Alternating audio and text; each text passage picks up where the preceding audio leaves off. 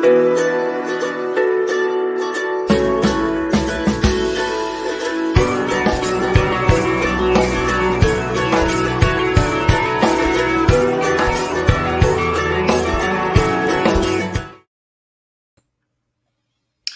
folks. We finally made it after a little bit of miscommunication and some technical difficulties. I'd like to welcome to the studio Dr. Krauss. Hello, Dr. Krauss. How are you? It's good to be back. Sorry for the confusion, but it's better late than never. Exactly. I think we're gonna sort of start a conversation straight away where we left last. We've introduced two concepts that have been often associated with complexity, maybe a bit of mystique, and that mystique has led certain people to say, well, that sounds spooky and that sounds a bit supernatural. Maybe there is something that we don't understand, and maybe God is within these sort of realms. So maybe if you can maybe shed some light on what happens in physics, where people start to think, well, this acts in a way that we've never seen before, and maybe there's something else that we don't understand. Well, look, in physics, the big difference is that in physics, all the time there are things we don't understand. We don't. In fact, my new book is just about that subject. It's about what we know we don't know. But what we don't, the response is then not to give up and say, oh, we'll never know. The response is say, how can we find out? And how can we test our ideas to see if those new ideas are right? So I'm not the first to say it, but just saying God did it is, and Ricky Gervais does it better than me, but he says, like, plug your ears and going, nah. And because it just says, well, I give up trying to explain anything. And I'll just say, God did it. I'll never understand it. And so, but in science, not, having that experience of not understanding something is actually great, because it really means there's more to learn. And it's really it's enlivening, and it means you have to start thinking harder instead of thinking less. In some sense, you have to think more, because it means your tried and true explanations don't work, and it means you've got to come up with something new. So it's a challenge to think instead of a challenge to not think. Yeah. Well, in my conversation with physicists and people who work with physics and astronomy, the phrase of "I don't know," "I'm not sure," "we haven't reached a conclusion yet," is often uttered. But this is an area of discomfort for lots of people. We've evolved as a pattern-seeking mammals, and we're not satisfied with "I don't know." Yeah, well, exactly, and I think that's the point. It's not something we're more comfortable with, but it's the wonderful thing about science is it teaches us to be more comfortable with that. We have to try and integrate that into more of our lives. The fact saying that, in fact, I think that's the opening sentence of my new book. The three most important words in English language are "I don't know," because they're the ones that open us up to new things. And more parents and more teachers, we have to be comfortable with not knowing, because after all, we don't know everything. But we have to understand what we do know to first understand what we don't know. We have to get to the limits of knowledge and then ask, how can we extend the limits of knowledge? If humankind is to progress in its understanding, which is maybe one of the goals of life, I don't know, then we constantly have to push against that edge. And pushing at that edge means accepting that you don't understand what's beyond the edge right now, and then trying to think of ways to get there instead of retreating and saying, oh, there's darkness there, there's a door, I don't want to open it. Let's be brave and open that door. One of the problems that I've been thinking, that humanity is always comparing to our knowledge base right now with what can be known, which is, I think it's going to be infinite. Well, yeah, that's what worries me. I want to jump in and say that really worries me when people say to me, well, you'll never know X. Humans will never understand X. Well, that's a presumptuous statement, because it means that you know enough to know what we'll never know. And so therefore you can't ever say that with any honesty, because you don't know what we'll never know. We haven't seen any limits that we've come up to it yet. So if you don't know what's possible to know, then you can't say we'll never understand love, or we'll never understand life, or we'll never understand, anything else. You just have to try. And that's the difference. But when you switch the comparison and switch it to something a bit more realistic, which is what we know now versus what we've known in the past, Yeah. you can see that we know a lot more than what we have known in the past. Yeah, I mean that's the whole point. Whenever you look at it, that and people say we're coming up against the limits, and there's just no sign of it. It's harder. The questions get harder, but that doesn't mean you give up. It means there's a bigger challenge. But while the questions get harder, we also know more, and that gives us a better base to work from. And so we just keep plugging away, and that's the choice in life, whether you give up or keep plugging away. And it seems to me in life in general, you should not give up. You should just keep plugging away. I know it's a kind of a personal mantra of my own in the face of I just was reading, I forget who said that obstacles become opportunities, but they do. I think so too. With the God notion, I think this is going to be our focal point today, because this is the third of the trinity of mysterious items. You end up with people like, there was an infamous conversation with Michael Shermer, Deepak Chopra, and Sam Harris, and a lady that I can't remember her name now. But Deepak Chopra uses the analogy where the non-locality and entanglement, as if to the nature of things is immaterial.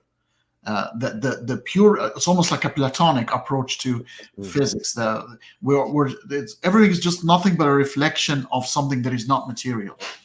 Well, I actually know Deepak Chopra.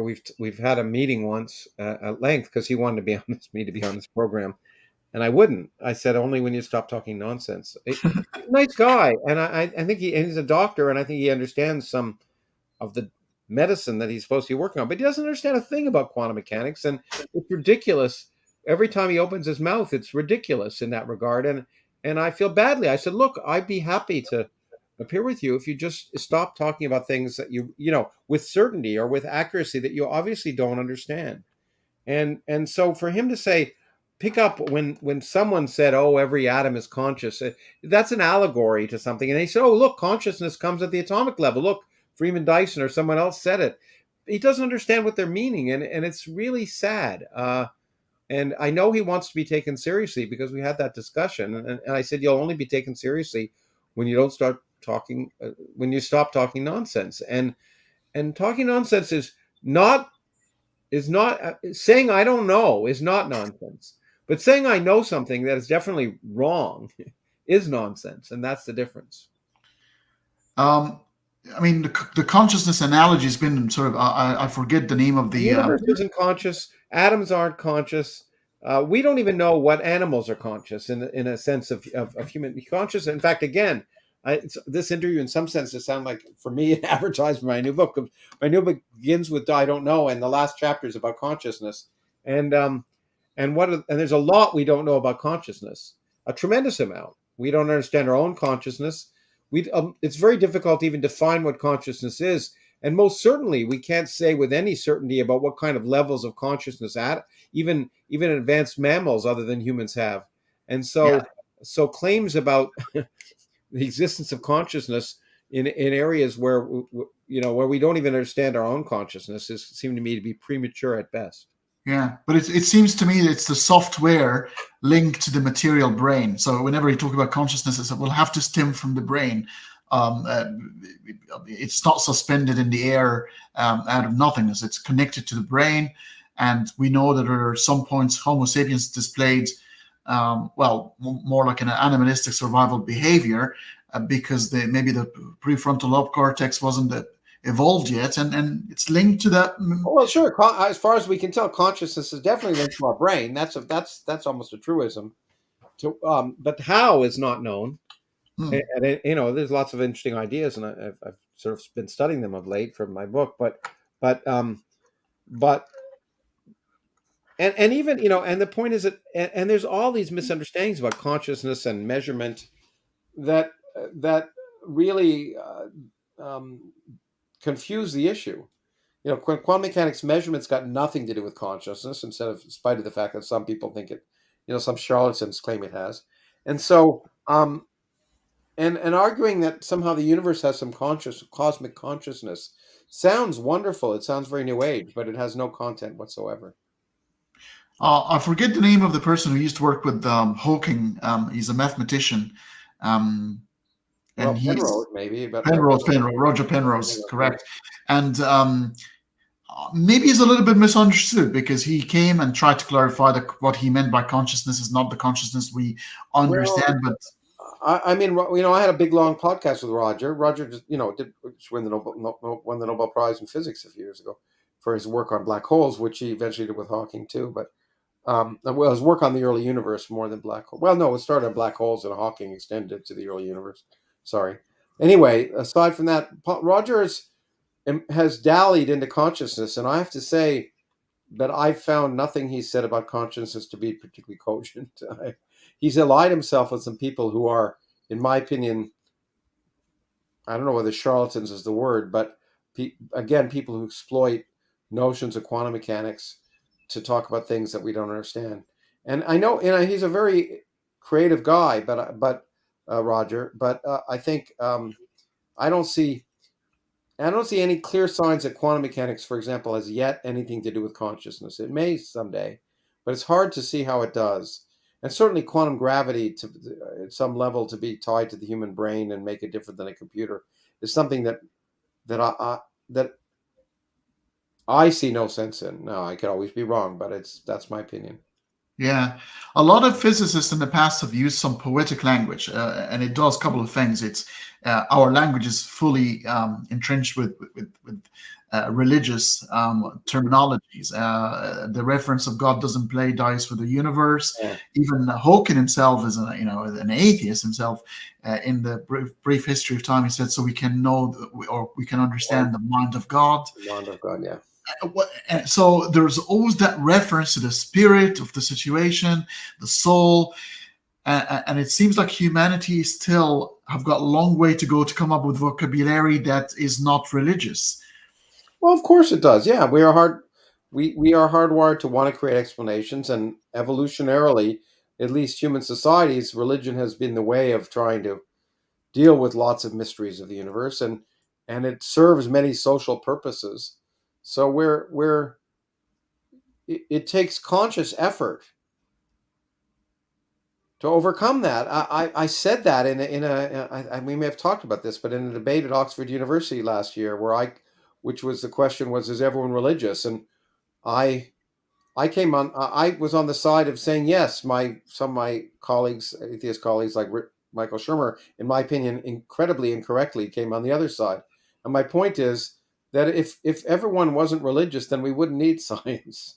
Science would come so naturally that we wouldn't have had to develop the tools that we have. Science helps us overcome our natural predilections to want to believe things, to make connections where there aren't any. I mean, science builds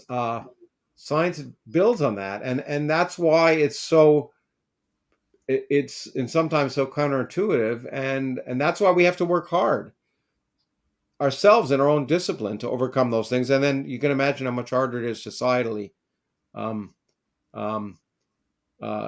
try and overcome the same predilections.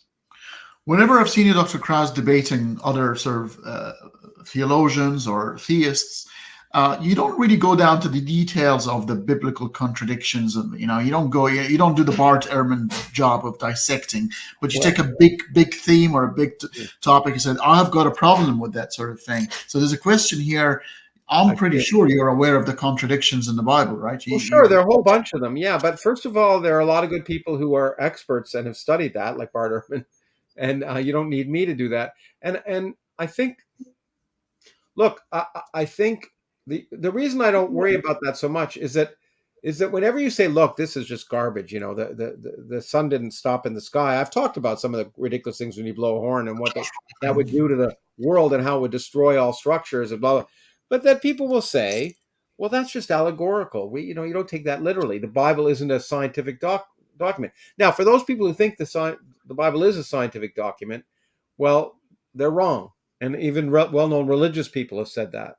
But once you accept that it isn't, then trying to spend all my time trying to show all of the, misconceptions that ancient Iron Age people had about the universe as a way to discredit the notion of God can always be overcome by saying, well, you're just taking it too literally. And so, every now and then I can't resist, saying, look, they didn't know the Earth orbited the sun instead of the other way around, and that demonstrates something. But I think it's not. I think it avoids the key question about why we need to believe in something, in a God.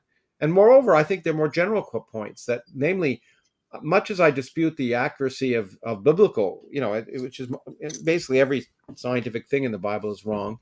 But much as I dispute that, the more important thing is that there are 1,000 other religions that all have their own other statements that are equally wrong in different ways, and that should tell you something. And I think that's the more effective way for me, is to say, well, let's pick a religion you don't believe in, that you think is nonsense, and why.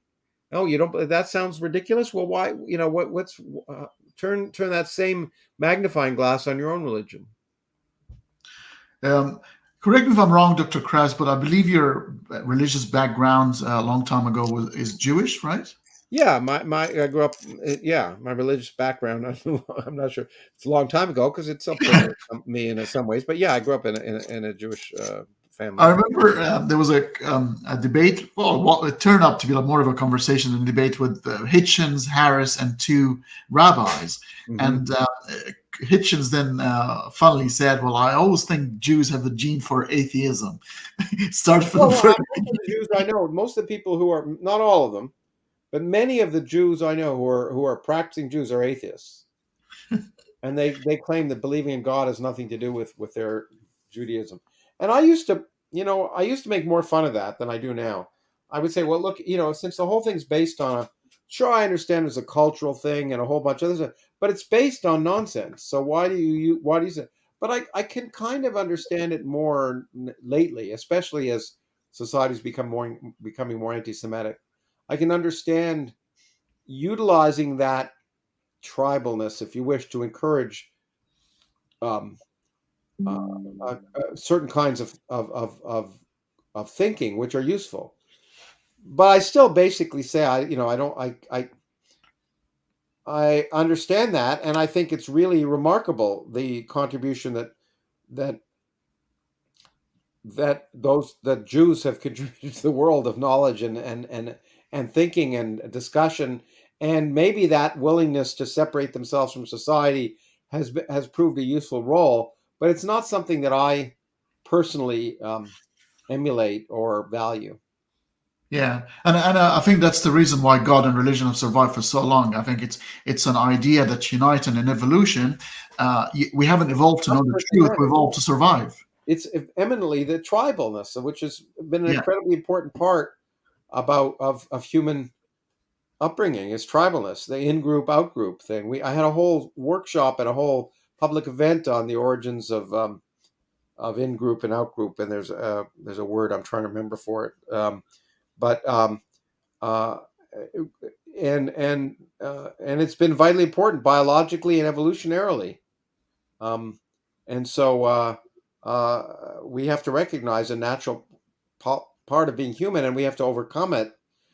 Just like we have to overcome many other sort of tribal aspects, primitive aspects of our nature, and we don't mind doing that in a modern society. And so I think we have to recognize we give up the other aspects in a modern society. But do you think as we grow up as a species, humanity, then the tribe that we should be talking about is the one that connects us all, as humanity, the one tribe? Yeah, maybe. I don't think we need to talk about a tribe. I just think we have to overcome that. But you're right. If we are a member of a tribe, if anything, we're a humanity. But then we have to realize that humanity is not so special. We're animals. Mm-hmm.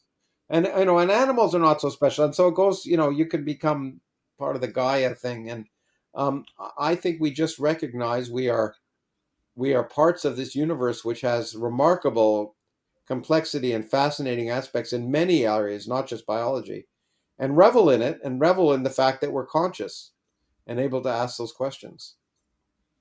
So, is there any type of God that can, let's say, within the realms of physics and logic, that can still exist, or are we now just rejecting at least I mean, I think the Abrahamic God is out of the question. He's the married bachelor. He is he cannot exist by the Well, natural. it's illogical, but look, I mean, I have to go back to what I used to say years and years ago when Richard Dawkins and I first had our first debates. There are, of course, there are gods that are consistent. Science can never make it impossible to believe in God, because you can make God so impotent, so vague and ephemeral, that you can't disprove that being. And so if you do that, then that kind of God, of course, is consistent with science. But the minute you have that God being active and doing things that are supernatural, then you inevitably come up with conflicts with what we know about the universe. So just like I said, I cannot prove that God didn't create the universe 1 second ago and give you and I the memories of a conversation that we never had. So how can I ever disprove that fact? But it Yeah. doesn't, but if you say that, then you might as well give up thinking. You might as well give up trying to understand the world as it is. And so that's fine, but that's your alternative. But maybe that's one of the ways we've evolved and we've advanced as humanities. We've added falsifiability to our hypotheses to make them stronger. And if there is a hypothesis that cannot be falsified, it's usually in science is not. You don't entertain it. Well, or you say we cannot yet falsify. Like we give an Yeah. example, like string theory. It's not as if we don't entertain it. We just say we don't have the tools. It doesn't make the predictions yet. Maybe it's worth exploring more. So it's not a hard and fast rule.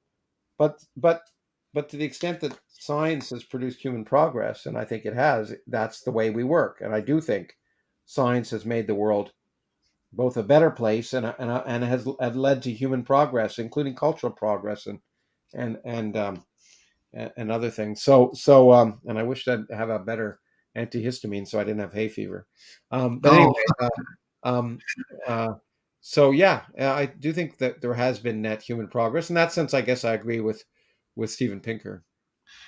Constellation Pegasus has made a comment here, and I think it reminded me of a reference you've made in one of your debates where you said, "Forget about Jesus dying for our sins.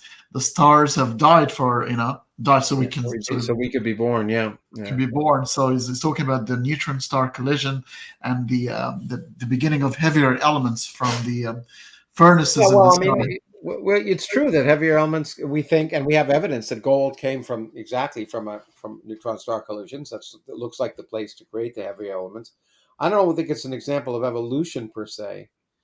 If it well, it depends what you mean by evolution, but generally, I think evolution involves natural selection, and I don't think there's particular natural select. Well, we're selected, namely the sense that the fact that happened has produced a planet that allows us to have gold to the extent that affects human civilization. It does, but it is true that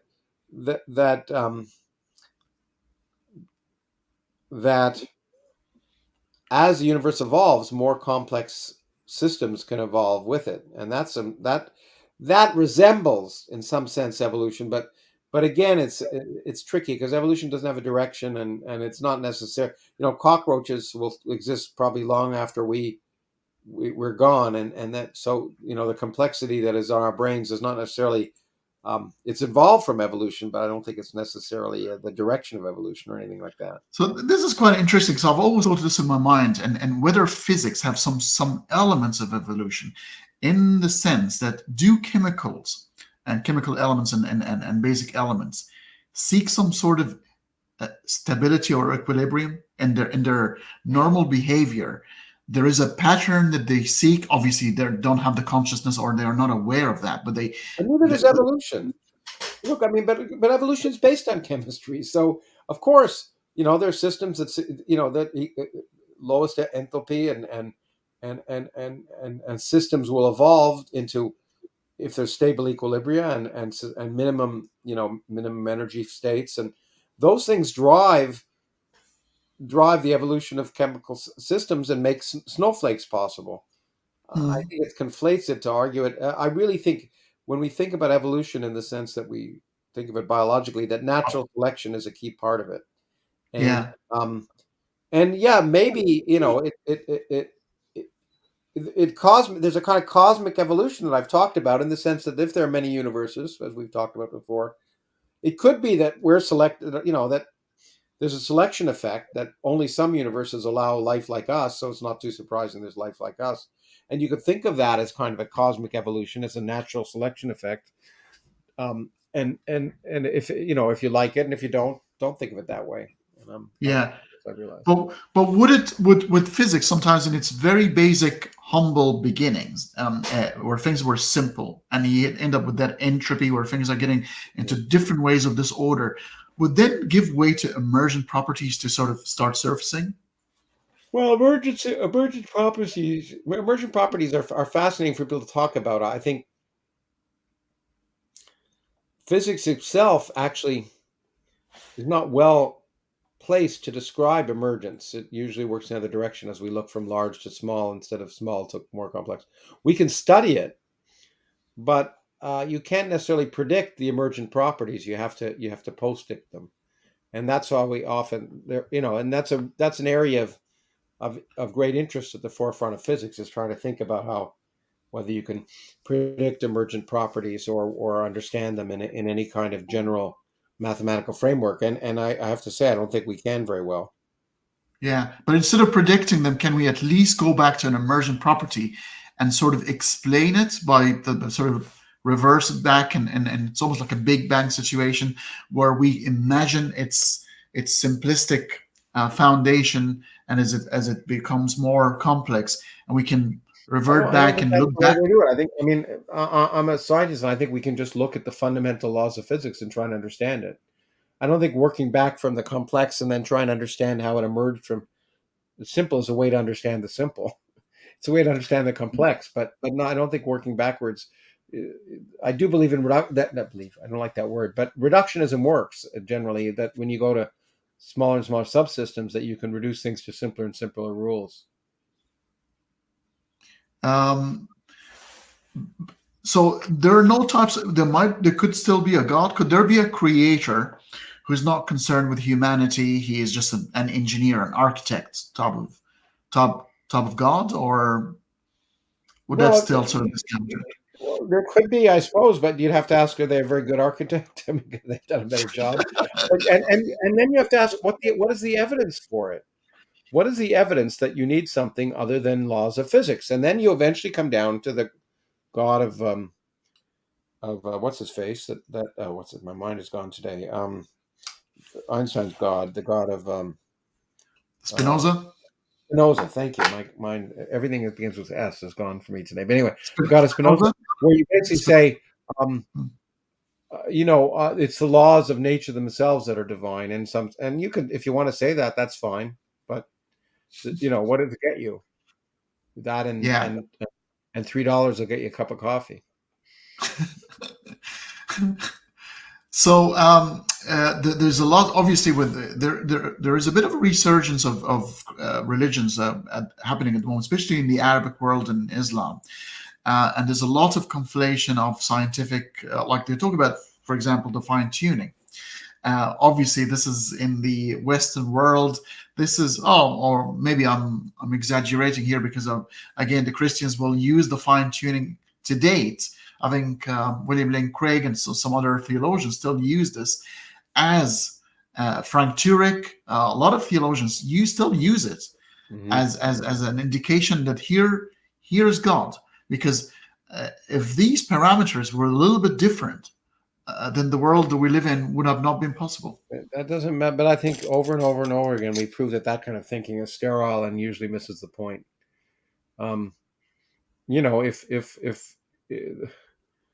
If things weren't just a little bit different, we wouldn't be the world we live, but it'd be in a different world. And then in that different world, we'd be saying, if things were a little bit different, we wouldn't be in this world. So big deal. It's always, there's so many things that had to be the way so you and I could have this conversation today. But I don't think the universe was created so you and I could have this conversation today. Yeah. And even, I think you've alluded before to the parameters, and you said even the parameters, there's still a range in them. They're not Yeah, there's a exact. range, and often, and I've said before, often the range could be much better. That's what I mean. If there was a divine architect, they could have done a better job. The parameters we have now actually could, if they were changed, there'd be more life. And once again, I keep reminding people that most of the universe is inhospitable. If you want to create a universe that was hospitable to life, you wouldn't create the universe that you created, or at least I don't think you would. But anyway.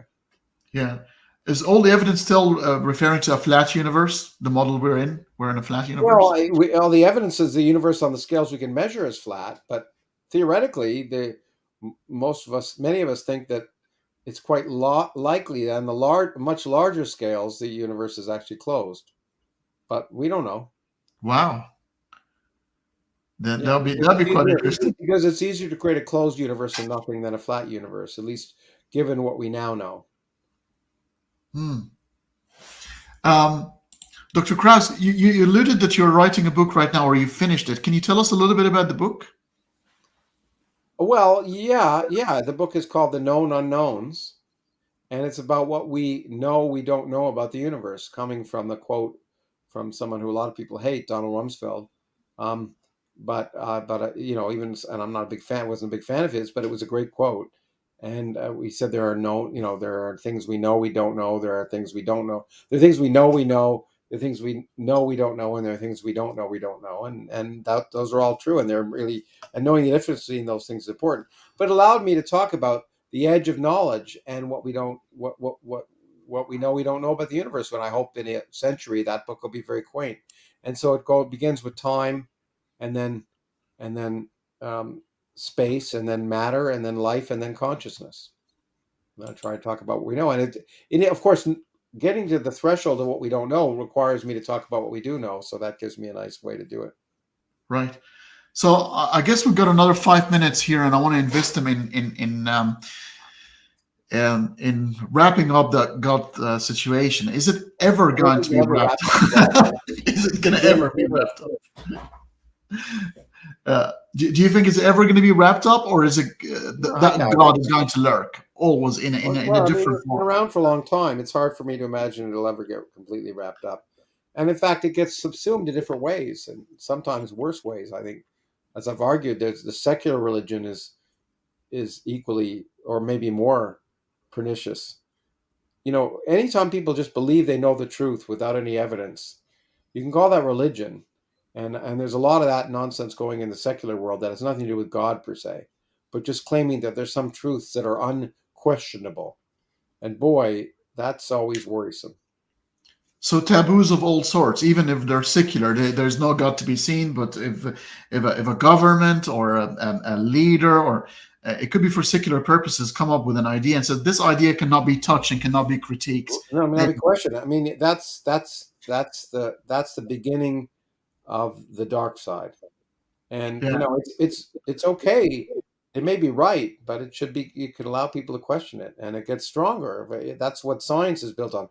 A good idea constantly gets attacked in science, and then demonstrates that it can work in different situations, and that idea gets stronger and stronger and stronger. It's the only way science can progress is by allowing constant attack of ideas, and the same I think is true in society. I'm not sure you're aware of this, but I've got a series right now running with Dr. Robert Price. He's the famous mythicist. He had a debate with Bart Ehrman, and we are breaking some taboos. He's a Republican, and he's an atheist, so which is an interesting.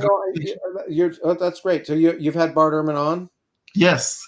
Okay. I can you tell him, by the way, he and I talked a while ago, but I really want to do a podcast with him. I think we can. I'll send him a message. I think we can for sure. Discussion. That'd be great.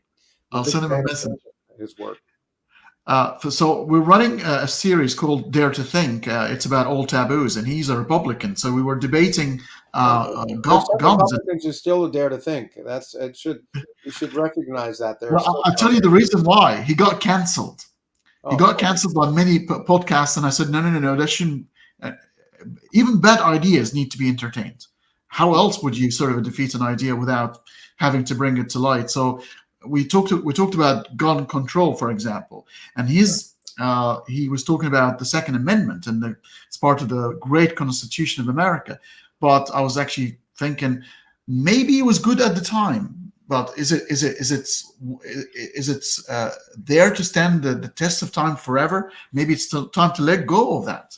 That's the problem of any sort of sacred truths, and I do believe that about the Constitution in the sense that, just like the Bible, it may have worked in its time for certain social organizational things, but societies evolve and things evolve, and you can't possibly imagine that the founding fathers, as they were called, could possibly have anticipated automatic weapons and etc. I mean, I just so that kind of that just doesn't resonate with me. It means you're going back to treating something as if it's a sacred truth that can't be questioned. And you could say, you know what? But then, I mean, but look, they make a point. If you think times have changed, then we should constitutionally change things. The problem Yes. is, in a large, complex society nowadays, especially with forces with money, it's virtually, I can't imagine, it's very difficult to imagine a constitutional change. It's very unlucky, and I think it's because of the practicality of it. In the United States, I've been told if people are disarmed, there could end up being a civil war because of the amount of arms within the United States. As you know, there are more guns than there are people in the United States. But happily, I don't live in the United States anymore. So. Oh yeah, yeah. Well, in Australia we have sheep, and sheep, they're quite harmless. Yeah, that's right. And well, but in Australia, you also had a situation where the government did something that would be unimaginable in the United States, where they took back automatic weapons after a the massacre, Port Arthur, which is exactly what I think is the appropriate thing to do. But anyway, it took one incident. Again, I thank you so much for your time, Dr. Krauss. I know you're running out of time now. And is there anything you'd like to sort of finish with, especially where a lot of people are quite curious about your new book? Is it going to be available soon? Well, I mean, it's not going to be available soon. Books take time. It'll come out next May in the United Kingdom and Australia and India. And I'm hopefully in the final stages of negotiating a publishing agreement in the United States and Canada, and for it to come out around the same time. And then hopefully we'll do an audiobook as well. So next May, the draft is there, and it's still got work to do, but I'm happy with it. And I think it's a successor. Well, I think it's an appropriate successor to A Universe from Nothing, or because it takes the next step, but we'll see what people think. I hope it can get into bookstores, and hope people have a chance to read it. We're definitely looking forward to reading this. But last question here, and this one I'm personally interested in. You've had a recent conversation with Jordan Peterson. Who was yeah, and the question here is, what did you think of his views on consciousness? Look, I mean, he and I didn't talk about consciousness much. I know he's a psychologist, and I think there are what the parts of his views that I begin to question, and I'm not enough of an expert to really go on much, is this idea that where he really relies on, oh my God, my mind is gone today. The guy who sort of talks about cosmic consciousness, that psychologist that Jordan spends so much time thinking about. What's his name? Is he a psychologist? Anyway, it doesn't matter. What? He's a psychologist? Yeah, a famous one. You're Jung. Yeah, Carl Jung. And I just think that kind of notion that there's sort of this primeval consciousness is, again, which I think Jordan really plays into, is something I don't buy. But I don't really know enough about every view of Jordan's on consciousness too. I think my experience with Jordan is that he has nuggets of real perception intermixed with things I disagree with completely. So it's Do you think he's religious himself, or he's afraid of the repercussion of leaving religion? I'm not a psychologist. I won't psychoanalyze him. I know he comes across as, for many people, as religious, and I think he utilizes the notions of religion. Yeah, I think he has a religious belief in what's absolutely true that I don't.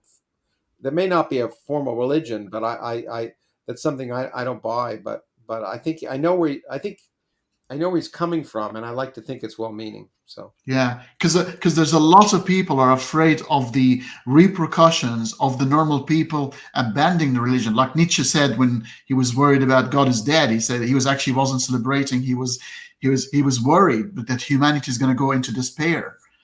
well, it's a worry. I think we have to try and make sure they don't. But right now, there are lots of other reasons for despair. So maybe that's a good way to end. Thank you. Such a light note to end up with, and I wish you all the luck with your book. When it first comes out, I'll make sure I'll read it, and we'll bring you here. Yeah. Okay, that sounds great. We'll discuss it. Okay. Thanks. Thank you so much. You have yourself a great day. You too. Take care. Bye-bye. Bye-bye. All right, folks, thanks very much for tuning in, and apologies for the delay early on. It was a couple of miscommunications, but we got it sorted out. And my next conversation is going to be next week with Dr. Robert Price, and we are going to go back to the biblical narratives, and we are going to be discussing Judas Iscariot, the one who's supposed to have betrayed Jesus for 30 pieces of silver. And whether he was somebody who actually betrayed Jesus, or he was there installed to fulfill the promise, and therefore he wasn't as bad as what we think, but he was there to serve a certain purpose. Stay tuned. That's going to happen next weekend. I wish you a great weekend, whatever remains of it, and I'll see you later.